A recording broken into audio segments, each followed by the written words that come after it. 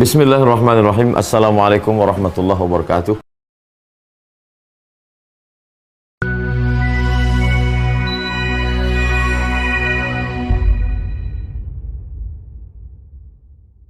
Bismillahirrahmanirrahim.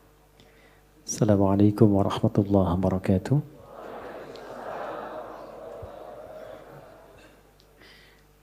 Alhamdulillahi rabbil alamin. Wassalatu wassalamu ala rasulillahil karim. Nabiyyina Muhammadin al-amin wa ala alihi wa sahbihi ajma'in. Wa ba'd. Fa ya ibadallah, usi nafsi wa iyyakum bitaqwallahi faqad fazal muttaqun. فلا تموتن إلا وأنتم مسلمون فقال تعالى يا أيها الذين آمنوا اتقوا الله حق تقاته ولا تموتن إلا وأنتم مسلمون. Jemaah sekalian, alhamdulillah kita masih diberikan kesempatan dan kemampuan oleh Allah Subhanahu wa taala untuk mengisi hari-hari kehidupan kita sampai dengan waktu duha ini. Di hari Ahad, semoga Allah Subhanahu wa taala memberkahi kehidupan kita dan aktivitas kita sampai dengan di pagi hari ini. Memohon doa itu begitu penting. Dan bagi insan beriman itu tak putus dengan doa. Jadi ciri insan beriman itu setiap aktivitas kegiatannya akan selalu lekat dengan doa. Karena doa itu nanti punya dua fungsi utama. Yang pertama, senantiasa melekatkan kita agar terhubung dengan Allah di setiap kegiatan. Dengan keterhubungan itu, nanti ada dua feedback yang didapatkan. Pertama adalah perhatian Allah kepada seluruh aktivitas yang kita kerjakan. Karena itu menjadi fitrah manusia, apapun yang dikerjakan bila menemukan kesulitan. Nah ini, biasanya berdoa kan ya. Mau ujian, berdoa ya. Bapak mau tes jabatan, berdoa. Ibu masukkan anak sekolah, berdoa ya. Nah, ciri beriman itu tidak nunggu ada masalah baru doa. Kalau itu biasanya cirinya fitrah manusia. Manusia itu begitu sulit minta. Sudah dikasih mudah, lupa. Akhirnya, dan kalau sudah lupa, salah. Kalau salah, nggak pengen dihukum. Makanya Allah Maha tahu tuh, doanya Rabbana la tu'akhidna in nasina au. Ya Allah, kalau kami lupa atau salah, jangan dihukum. Ya kan? Nah, untuk mencegah supaya nggak lupa dan salah, berusaha terkoneksi dengan Allah. Karena itu, semua kegiatan kita itu seluruhnya bersanding dengan doa. Tidak ada satupun kegiatan yang tidak ada doanya. Silahkan dicek. Dan itu cuma di Islam. Cuma di Islam. Yang doanya bukan direka-reka ya. Tapi memang betul diberi petunjuk sesuai dengan konteks. Karena itu doanya itu selalu senafas dan selaras dengan kegiatan. Coba antara bangun tidur dengan akan tidur. Sama enggak doanya? Beda kan ya? Padahal aktivitasnya terkait tidur. Yang satu bangun, yang satu tidur, akan tidur. Tapi doanya beda. Dan itu doanya bisa serupa, nggak dikarang-karang. Jadi baik yang di Arab, di tanah suci, ataupun di sini, di tanah kusir, doanya sama. Ya kan? Sama kan ya? Baik ya, mau di Chicago, di Amerika, di Chicago, di Bandung, sama. Ya kan? Di Singapura, di Singaparna, di Tasik, sama. Dan semua ada doanya. Ini ingin memberikan kesan bahwa satu, agama ini agama yang benar. Ya, kalau reka-reka manusia, setiap manusia pasti punya versinya sendiri. Pasti itu. Dan bahasanya mungkin bisa masing-masing. Yang Padang pakai bahasa Padang, yang Betawi pakai bahasa Betawi. Tapi kok bisa semua doanya itu semua sama. Dan yang kedua dahsyatnya, itu sumbernya pun bisa diteliti dan menuju pada sosok yang sama. Yaitu dari Rasulullah Sallallahu Alaihi Wasallam. Semuanya tersambung. Ini menunjukkan bahwa agama ini benar, Rasulnya benar, kemudian pedomannya pun benar. Dan yang paling menarik, tidak ada satu pun yang berdoa benar doanya, kecuali dia mendapatkan kesuksesan sesuai dengan konteks doanya. Selalu begitu. Dulu orang-orang yang hidup di zaman Nabi dibimbingnya kan lewat doa. Nah doa itu yang pertama tadi fungsinya mengoneksikan kita dengan Allah sehingga Allah memberi perhatian.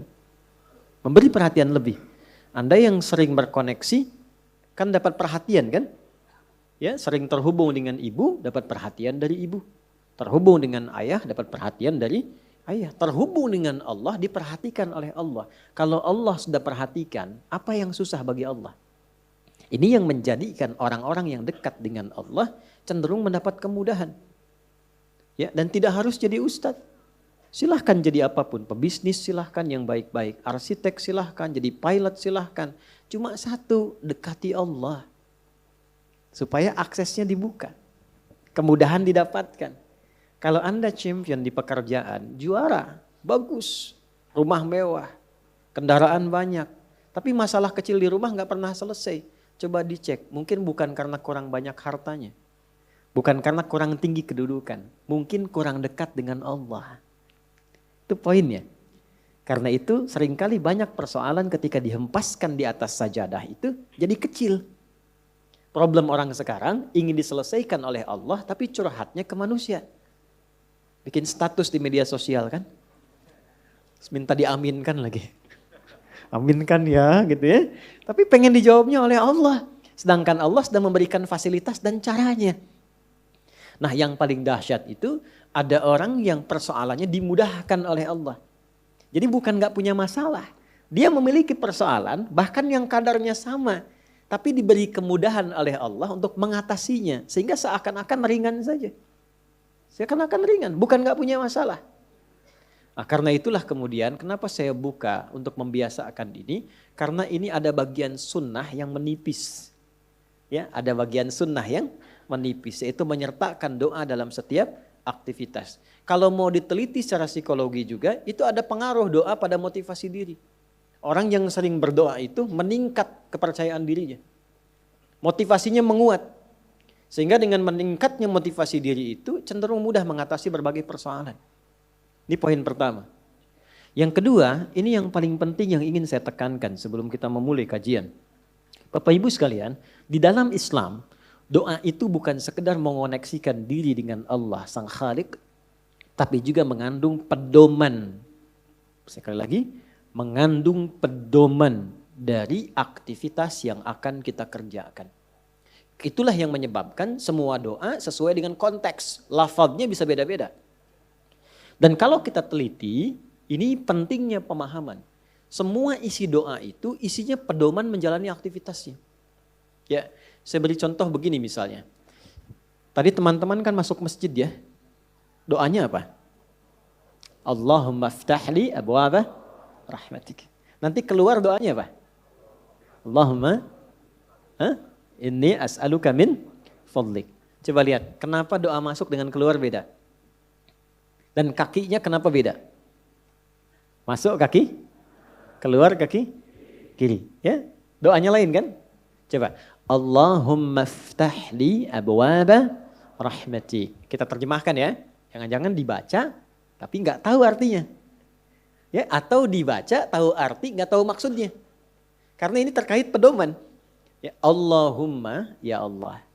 Itu bahasa halus dari kata ya Allah itu Allahumma. Ya Allah itu sudah bahasa Arab. Ya dengan Allah. Ya Allah itu bahasa Arab. Ya. Dan itu sudah menjadi fitrah manusia. Ya, bahkan jangankan masuk masjid, kepleset aja ya Allah, ya Allah. Ya.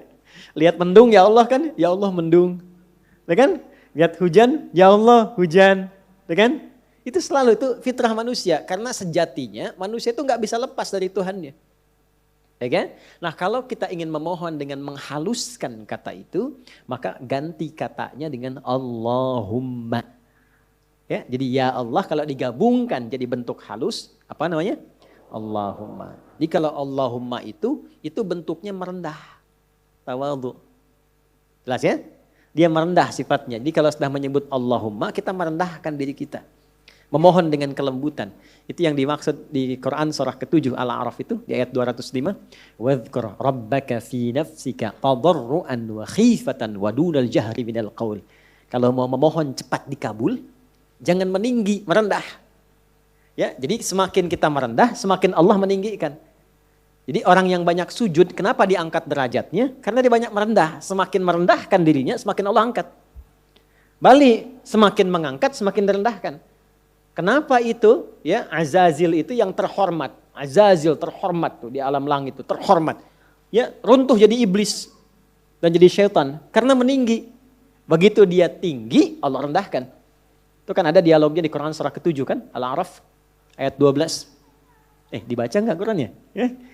Qala ma mana'aka alla tasjuda idh amartuk. Dia berkata, ana khairum minhu. Ya, qala ana khairum minhu, khalaqtani min narin wa khalaqtahu min tin. Allah menyampaikan, kenapa engkau tidak mau hormat kepada Adam ketika aku perintahkan? Bukan masalah sujudnya. Enggak penting sujudnya kata Allah. Yang penting itu yang perintahkan saya. Kenapa enggak patuh? Maka iblis mengatakan, ya, saya lebih hebat dibandingkan dengan Adam. Bukan levelnya yang dicipta dari tanah, mesti hormat kepada yang dicipta dari api, mesti hormat kepada yang dicipta dari tanah. Maka ketika dia meninggi, Allah rendahkan. Ya. Dan ketika seseorang merendah, Allah tinggikan. Maka dari itu, kalau ingin berdoa cepat dikabul, maka merendahlah di hadapan Allah. Jangan membawa ketinggian, merendah. Pohon dengan kelembutan. Maka ketika masuk, Allahumma ftahli abwaaba rahmatik. Kita merendahkan diri kita. Ya, kalau Bapak Ibu mau cek, coba jalan-jalan ya, napak tilas ke jejak masjid-masjid dibangun di tempo dulu. Itu ada masjid di Cirebon yang dibangun Sunan Gunung Jati itu pintunya sedikit dikebawahkan tuh. Coba kalau cek ya, kalau nggak percaya. Ya, kan sedikit dikebawahkan kan? Makanya masuknya tuh agak ke bawah kan? Itu sudah ngasih pelajaran. Jadi orang dulu itu pelajarannya simpel, nggak banyak ceramah, tapi langsung dipraktekkan. Kenapa? Di antara dasar pemahamannya, filosofinya, itu menerapkan konteks ini. Masuk dengan merendah, masuk ke rumah Allah kok meninggi. Ya kan? Walaupun Anda pejabat, punya kedudukan, punya harta, tapi statusnya di masjid hamba Allah. Ya, terlambat ya belakangan, jangan ngotot saf pertama. Ya.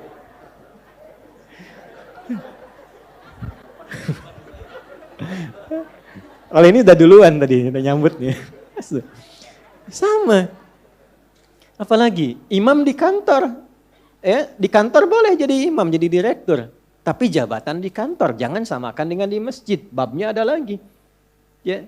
Dulu saya baru datang dari Tripoli itu, masuk pesantren, ada pejabat-pejabat itu yang tinggal, pengen jadi imam. Karena merasa imam di kantor harus di masjid. Saya bilang bagus itu. Bagus. Cuman bacaannya agak kurang tepat. Sehingga telinga kadang sakit kalau dengar. Tuh kan? Saya tanya, Pak, kenapa nggak diperbaiki dulu bacaannya baru jadi imam? Justru kami jadi imam Ustadz supaya bisa diperbaiki. Saya bilang bagus itu Pak motivasinya. Jarang ada orang kayak Bapak itu. Luar biasa. Betul. Jangan direndahkan. Kan itu karena belum tahu. Orang belum tahu diberitahu. Bukan dimarahi. Ya, Pak, saya kasih jalan yang cepat supaya Bapak tetap jadi imam dan kualitas makin bagus. Wah, boleh Ustadz tuh. Bapak tetap jadi imam. Nanti sebelum sholat dicek dulu Pak bacaannya. Santri nanti saya siapkan. Insya Allah begitu naik jadi imam jadi lebih bagus. Betul itu Ustadz. Nah, sambil dicek Bapak ngimaminnya duhur dan asar dulu. Biar saya yang handle maghrib, isya sama subuh gitu kan. Tapi sepakat, yang penting kan gak turun status. Ya kan? Ya tetap imam. Ya kan? Kadang psikologi kan begitu. Yang penting gak turun status. Dan kita mendahulukannya Bapak tetap imam Pak. Ya kan? Nah imamnya zuhur dan asar. Alhamdulillah. Begitu maghrib, isya dan subuh kita gantian sama santri. Kualitas bacaan lebih dibagusin. Ya, begitu sudah bagus kita dorong, Pak silahkan coba maghrib. Gak usah lah ini aja yang udah ada. Nah itulah dakwah. Itulah dakwah. Nah itu merendah. Nah Allahumma merendah. Iftahli, mohon bukakan untukku. Personal. Kenapa coba personal bukan iftahlana? Ya, gak ada orang masuk masjid dia sendiri Allahumma iftahlana, gak ada. Selalu iftahli. Saya belum pernah dengar orang masuk masjid, Allahumma ftah lana, lana, gak ada. Ftahli. Abwaaba rahmatik. Li kan untuk pribadi kan. Nah, kemudian yang kedua, Yang ketiga, Allahumma iftahli. Yang ketiga, abwaba. Abwaba itu jamak dari bab. Bab itu pintu. Kok bisa jamak pintunya? Saya tanya, ibu waktu masuk ke dalam masjid lewat satu pintu atau banyak pintu? Satu pintu. Gak ada ibu masuk balik lagi lewat sana lagi. Balik, gak ada. Satu pintu. Kok bisa masuknya satu pintu tapi mintanya banyak pintu? Wa rahmatik. Nah, ini rahasianya. Baik. Nah, saya mau bagi sedikit sebelum kita mulai, tapi tolong catat ya. Catat betul-betul. Ini rahasia di antara kita. Bapak Ibu sekalian, rahmat itu di Quran dan juga dalam hadis setidaknya punya 3 makna utama. Ada 3 makna. 1. Solusi dari berbagai macam persoalan hidup. Saya ulang, solusi dari berbagai macam persoalan hidup.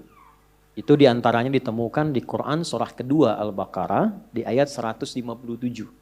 Nah, munculnya ayat 157 ini ada keterkaitan dengan 155 dan 156. Persoalannya di 155, sabarnya 156, solusinya 157. 155 wala nabluwannakum bisyai'im minal khauf wal ju' wa naqsim minal amwal wal anfus wath thamarat wa basyiris sabirin. Sabarnya 156, alladzina idza asabathum musibah qalu inna lillahi wa inna ilaihi raji'un. Ayat 157-nya, ulaika alaihim salawatum mir rabbihim wa rahmah wa ulaika humul muhtadun. Itu ya. Baik. Rahmat yang pertama, solusi dari berbagai macam persoalan kehidupan. Baik kegelisahan. Jangan dikira yang hadir di sini tenang semua. Ini walaupun wajahnya kelihatan senyum-senyum, hatinya ada yang gundah. Ada yang baru ditolak saat mau lamaran, mungkin kan? Lamar kerja maksudnya. Ya? Ada yang mungkin sedang kesulitan di rumah tangga, pengen dapat ketenangan, khauf. Gak bisa dihindari.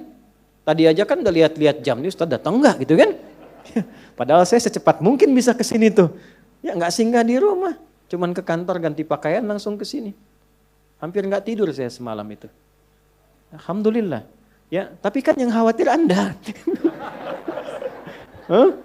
Wal ju' kan ada yang lapar. Awal-awal dari subuh ke sini sarapan aja belum kan?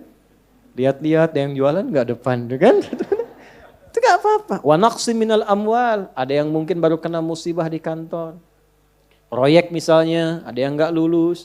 Ada utang belum dilunasi, cicilan masih nyari solusi. Ada yang demikian.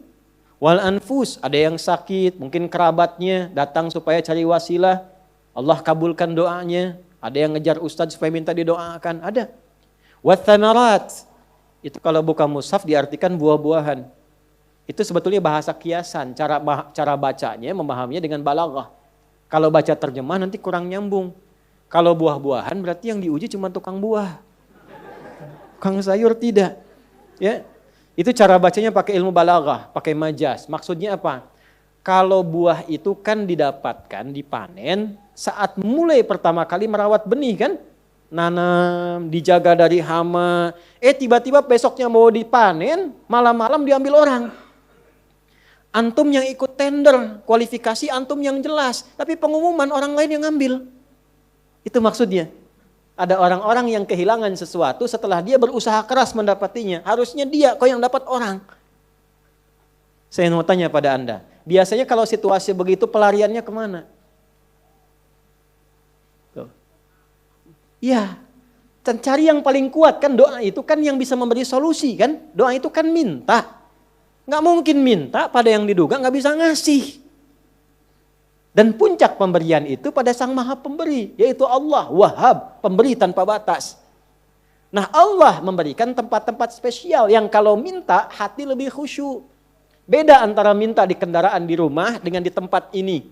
Tempatnya lebih tenang, saat masuk saja suaranya sudah lain, aura sudah beda. Apa nama tempatnya? Masjid. Makanya Bapak Ibu masuk masjid ini rasanya sudah lain. Dengan rumah sendiri tenang mana dengan masuk masjid? Masjid. Masuk rumah semewah-mewahnya, tenangnya nggak sama dengan masuk masjid. Begitu dibuka tenang. Gitu. Masya Allah. Baru masuk kalau punya masalah kadang-kadang sudah terasa dalam. Nangis kan sholat 2 rakaat. Nyender ke tembok, tidur aja. Ya, tenang. Itu. Dulu di Jepang dulu begitu, ada cerita, kawan saya sedang cerita itu, kan tingkat bunuh dirinya tinggi karena stresnya tinggi. Ternyata kaya itu tidak menjamin bahagia. Maju tidak menjamin bahagia, kan negara maju. Tapi indeks kebahagiaannya belum tentu didapatkan maksimal. Bunuh dirinya banyak, Pak. Saya pernah lewat satu tempat itu yang tiap hari selalu ada 1 sampai 3 orang bunuh diri di situ. Itu masih biasa, Ustaz. Ada satu tempat X lah, saya tidak sebutkan, ya. X. Itu tiap hari mayat bergeletak di mana aja. Sampai akhirnya wali kotanya punya ide, tapi ini nggak harus ditiru. Nyari solusi yang belum kedapati. Dibikin satu tempat di lokalisasi. Kalau mau bunuh diri di sini aja. Waktunya diatur. Jam 9 sampai jam 11, jam 2 sampai jam 3. Kalau lewat situ datang, tunda besok. Diatur. Ya. Ini kisah nyata, satu kali ada orang kemudian pengen datang ke situ ketemu sama orang Islam. Mau kemana Pak? Bahasa kita lah, bunuh diri katanya. Jam berapa? Jam 1. Ini kan belum. Belum, ikut saya aja dulu. Takut terlambat nih, bener. Takut terlambat. Nanti kalau Anda merasa rugi, saya ganti apapun itu. Akhirnya ikut. Begitu ikut dibawa ke masjid, ya Allah. Dibawa ke masjid. Itu cuma duduk tunggu di luar, sedang ada pengajian. Duduk, begitu masuk, duduk ketiduran. Tidur, selesai pengajian, dilihat lagi sama yang muslim ini. Kok enak banget tidurnya. Ya kan? Tidurnya, mau dibangunin gak enak, sampai lewatlah batas bunuh diri itu. Karena lewat gak enak, dibangunkan, bangun katanya, wah bangun kan. Begitu bangun, minta maaf lah si muslim, saya minta maaf betul-betul. Karena melihat Anda begitu nikmat tidurnya, saya tidak mampu membangunkan Anda. Ini sudah lewat jam bunuh diri katanya.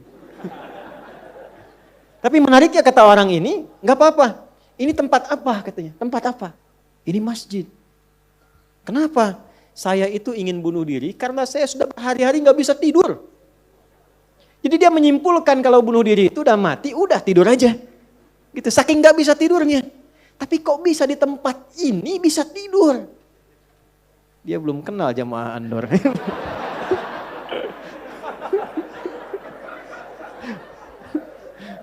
Tidur. Maka diperkenalkanlah dengan masjid. Masjid.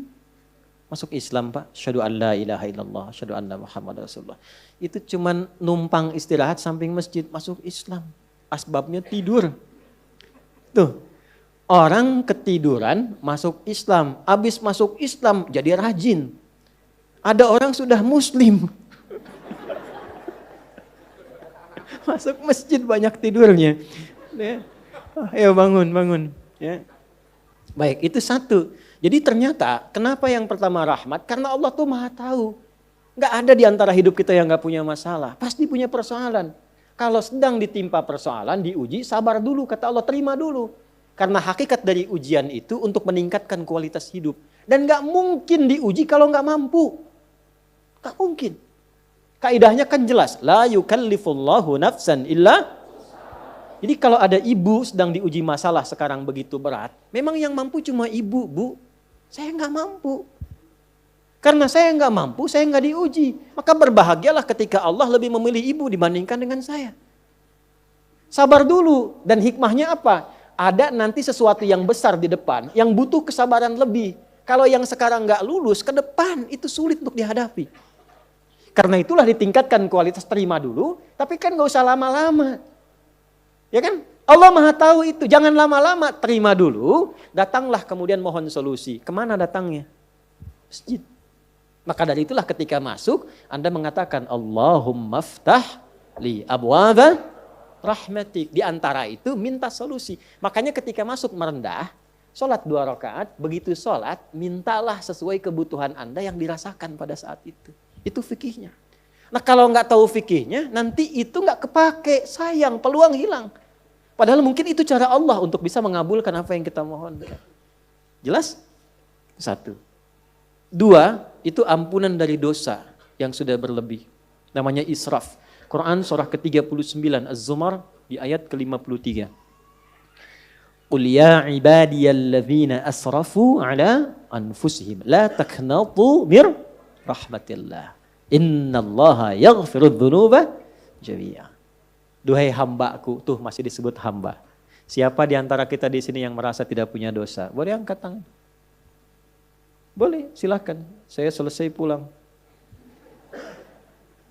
Pasti setiap kita merasa itu. Dan tidak sedikit orang-orang yang ingin taubat itu mencari tempat. Nah, tidak ada tempat yang paling ideal kecuali ke masjid. Kalaupun gak ada orang gak apa-apa. Datang masuk. Masuk Pak. Mungkin yang menghambat rezeki itu dosa. Yang menghambat perbuatan belum bisa jadi baik, dosa. Ya, mohon maaf dengan berbagai jenisnya. Dengan berbagai jenisnya. Maka yang terbaik apa? Datang ke masjid. Datang ke masjid. Ya. Ini kisah nyata di masa lalu. Makanya sering baca tuh yang baik-baik lah, kisah salafus saleh, orang-orang saleh di masa lalu. Ada seorang hamba, rajin sholatnya. Ini sahih riwayatnya, sahih. Rajin sholat. Tapi yang menarik tertuliskan, ya, ketika malaikat itu mendapat informasi, di aras tertuliskan. Ini termasuk bagian dari ahli neraka. Tapi sholat. Perhatikan. Ini nanti terkait juga dengan hadis, kalau Anda baca Al-Arba'in, nomor hadis yang keempat itu. Ya, terkait dengan bab takdir. Bagaimana kemudian ikhtiar seorang hamba itu, ya, menjadikan ia berubah dari salah menjadi soleh. Dan sangat dicintai oleh Allah. Oke? Maka apa yang terjadi? Bapak Ibu sekalian, ketiba kemudian, si malaikat itu, ini kisah sahih yang sampai, lalu menyampaikan, kasihan pada orang ini, kok kelihatannya ibadah tapi tertulis ahli neraka. Maka disampaikan dengan cara yang Allahu a'lam, apakah menyamar atau bagaimana, tuliskan. Kamu kok terus-terusan sholat? Padahal belum tentu baik di mata Allah. Belum tentu menjadi bagian ahli surga. Perhatikan jawabannya. Tujuan saya sholat ini bukan karena surga atau neraka. Tujuan sholat ini bukan karena saya dipandang baik atau buruk. Tapi tujuan sholat ini saya ingin mengagungkan Allah Subhanahu wa ta'ala. Perhatikan. Dan nanti ini menjadi cara bagi seseorang yang ingin bertobat. Jadi kalau ingin bertobat, tobatnya ingin benar, carilah perhatian Allah. Yang penting ridha Allah. Terus saja tobat. Tobat sampai merasakan kenikmatan tersambung dengan Allah. Itu maksudnya. Jadi begitu keluar kalimat itu yang mengguncang arsy. Itu yang dijadikan oleh Allah pelajaran. Bahkan pada alam malaikat untuk mengenal bagaimana rahmat Allah itu diberikan. Mudah bagi Allah membuka, merubah, memutar, mudah. Tapi Allah ingin memberikan pelajaran bahkan di alam malaikat bagaimana kasih Allah diberikan. Begitu kalimat itu muncul, apa yang terjadi? Maka berubahlah di arsy namanya menjadi ahli surga. Ini riwayat sahih. Berubah menjadi apa? Ahli surga. Padahal Allah tuh maha mengetahui, gampang aja tinggal dirubah ahli surga, tidak. Tapi Allah ingin memberikan informasi bahkan di alam langit kepada para malaikat betapa tingginya rahmat Allah memberi kesempatan pada setiap hambanya untuk kembali kepada Allah dalam kebaikan. Dan itu disebut hamba. Disebut hamba. Karena itu Allah begitu mencintai ketika ada pelaku maksiat, dia pengen taubat, itu begitu dicintai. Dan statusnya naik lebih tinggi. Ini yang menyebabkan ayat ini turun. Qul ya ibadiyalladzina asrafu ala anfusihim. Ini yang menyebabkan itu menunjukkan rahmat Allah. Hai hambaku, betapa besar pun kau pernah berbuat dosa, sepanjang masih hidup belum tiba ajalmu, jangan pernah putus asa untuk mendapatkan rahmatku. Pakai rahmat. Rahmat di sini mencakup Rahman dan Rahimnya Allah Subhanahu wa taala. Karena itu kalau Anda pernah berbuat salah, kita, jangan malu untuk kembali.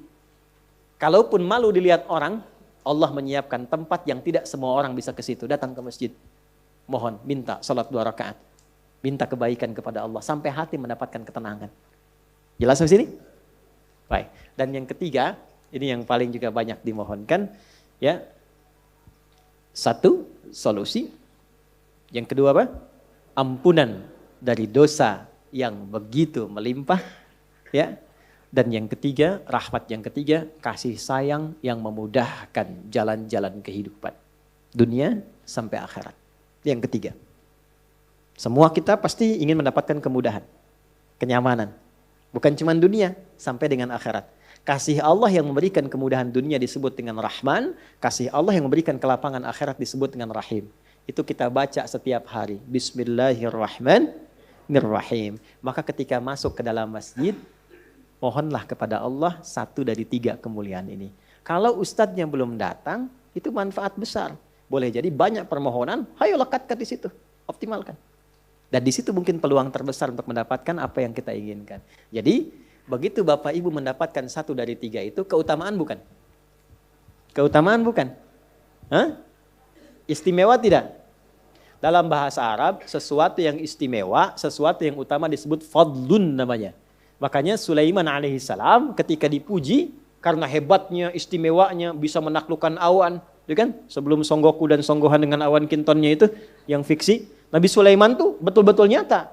Tapi ketika dipuji apa yang beliau katakan? Hadza min fadli rabbi. Fadlun. Itulah sebabnya, kalau bisa jangan dulu keluar sampai merasakan rahmat Allah ada dalam diri kita. Begitu keluar, Anda keluar dengan kaki kiri dengan mengatakan Allahumma inni as'aluka min fadli. Ya Allah, saya ke masjid seperti apa yang kau perintahkan, saya datang. Saya memohon seperti apa yang kau tunjukkan lewat Rasulmu, saya lakukan. Ya Allah, engkau minta ini, saya kerjakan. Engkau minta berdoa, saya doa. Kau minta alirkan air mata, aku alirkan. Maka mohon ya Allah, jangan biarkan aku keluar dari rumahmu ini, kecuali engkau kabulkan apa yang aku mohonkan, sesuai dengan janji yang engkau tetapkan sebagai kemuliaan darimu. Ya Allah, saya mohon kemuliaan darimu. Itu rahasianya, itulah doa. Nah, jadi kalau mau doa itu, jangan sekedar dibaca. Baca bagus, menjadi ibadah. Tapi yang paling penting, tahu isinya. Sehingga itu bisa merubah diri kita jadi lebih baik. Makanya beda rasanya. Antum kalau tahu makna segitu aja, itu Masya Allah dalam sekali. Keluar dari sini sudah beda rasanya. Dan yang paling penting, ini baru muqaddimah. Kita belum mulai. Belum mulai. Jangan nangis dulu, belum selesai. Belum mulai kita. Tapi kan enak gitu ngaji begini itu. Karena apa? Dapat sesuatu. Nah itulah Islam. Jadi Islam itu bukan salihun tapi muslih. Bukan hanya sesuai dengan eranya, tapi memberi solusi dari setiap keadaan yang dilalui. Punya tata nilai.